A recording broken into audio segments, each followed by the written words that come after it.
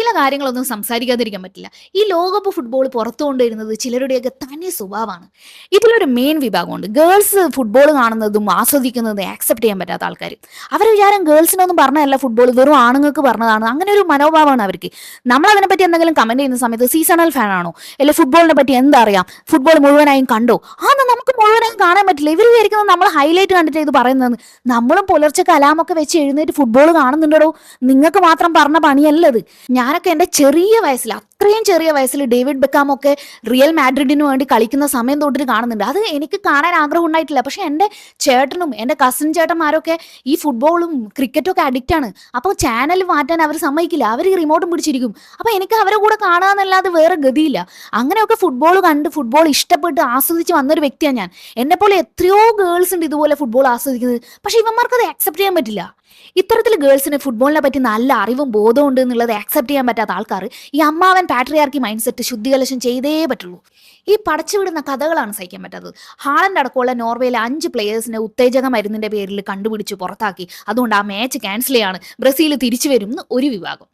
ഈ ഈജിപ്തും അർജന്റീനയും തമ്മിലുള്ള മാച്ചിലെ റഫറീനെ പുറത്താക്കി എന്ന് മറ്റൊരു വിഭാഗം. ഇങ്ങനെ ഞാൻ ചിന്തിക്കുന്ന ഇവർ രാത്രി ഉറങ്ങുമ്പോൾ കാണുന്ന സ്വപ്നങ്ങളൊക്കെ രാവിലെ എണീറ്റിട്ട് അത് സ്വപ്നമാണോ സത്യമാണോ എന്ന് അവർക്ക് മനസ്സിലാകുന്നില്ലേ? എന്തൊക്കെയാ അടിച്ചളക്കുന്നത്. എന്നിട്ട് ഇതൊക്കെ കേട്ടിട്ട് അത് ഏറ്റെടുക്കാൻ കുറേ വിഭാഗം. ഒരു ന്യൂസ് നമ്മൾ കേട്ട് കഴിഞ്ഞാൽ അതിന്റെ ഫാക്ട് ചെക്ക് ചെയ്യാന്നുള്ള ഒരു കാര്യമുണ്ട്. ഇപ്പം ഭയങ്കര ഈസി അല്ലേ, നമുക്ക് ഗൂഗിളിൽ സെർച്ച് ചെയ്താൽ മതി. പ്ലീസ് നിങ്ങൾ ഇങ്ങനത്തെ കാര്യങ്ങൾ പടച്ചു വിടുന്നതിന് മുമ്പ് അതിന്റെ ഫാക്ട് ഒന്ന് ചെക്ക് ചെയ്യ്. സ്വന്തം ടീമിന് ലോയലായിരിക്കുക എന്ന് പറഞ്ഞാൽ ഓപ്പണന്റ് ടീമിനെ ഡിസ്റെസ്പെക്ട് ചെയ്യാന്നുള്ള ഒരു അർത്ഥം അതിനില്ല. ഈ ഫുട്ബോൾ എന്തൊക്കെയാണ് നമ്മളെ പഠിപ്പിക്കുന്നത്? ഡിസിപ്ലിൻ പഠിപ്പിക്കുന്നുണ്ട്, ടീം വർക്ക് പഠിപ്പിക്കുന്നുണ്ട്, പേഷ്യൻസ് പഠിപ്പിക്കുന്നുണ്ട്, റെസിലിയൻസ് പഠിപ്പിക്കുന്നുണ്ട്, റെസ്പെക്ട് പഠിപ്പിക്കുന്നുണ്ട്. ഈ ഒരു സാധനമൊന്നും നിങ്ങൾക്കില്ലെങ്കിൽ നിങ്ങൾ വെറും ഫനാറ്റിക്സ് ആണ് ശരിക്കും പറഞ്ഞാൽ. ഫനാറ്റിക്സ് തന്നെ, അതായത് നിങ്ങൾ വെറും അന്തം ഫാനുകളാണ് ശരിക്കും പറഞ്ഞു കഴിഞ്ഞാൽ. ചില വിഭാഗം ആളുകളുണ്ട്, അവർ ഭയങ്കരമായിട്ട് സ്ലട്ട് ഷെയിം ചെയ്യും. ഓപ്പണന്റിനെ സപ്പോർട്ട് ചെയ്യുന്ന ആൾക്കാരെ അബ്യൂസീവായിട്ട് വേർഡുകൾ യൂസ് ചെയ്യും.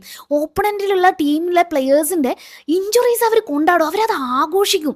ഇല്ലാത്ത കഥകൾ അടിച്ചു കിളക്കും. എന്തൊരു മൈൻഡ് സെറ്റാണ്, അത്രയും വികൃതമായ മനസ്സാണ് ചിലർക്ക്. അപ്പൊ ഈ ലോകകപ്പ് ഫുട്ബോൾ ശരിക്കും പറഞ്ഞു കഴിഞ്ഞാൽ ആളുകളുടെ വികൃതമായിട്ടുള്ള സ്വഭാവ വൈകൃതം എന്ന് തന്നെ പറയാം. അതൊക്കെയാണ് നമുക്ക് റിവീൽ ചെയ്ത് കാണിച്ചു തരുന്നത്.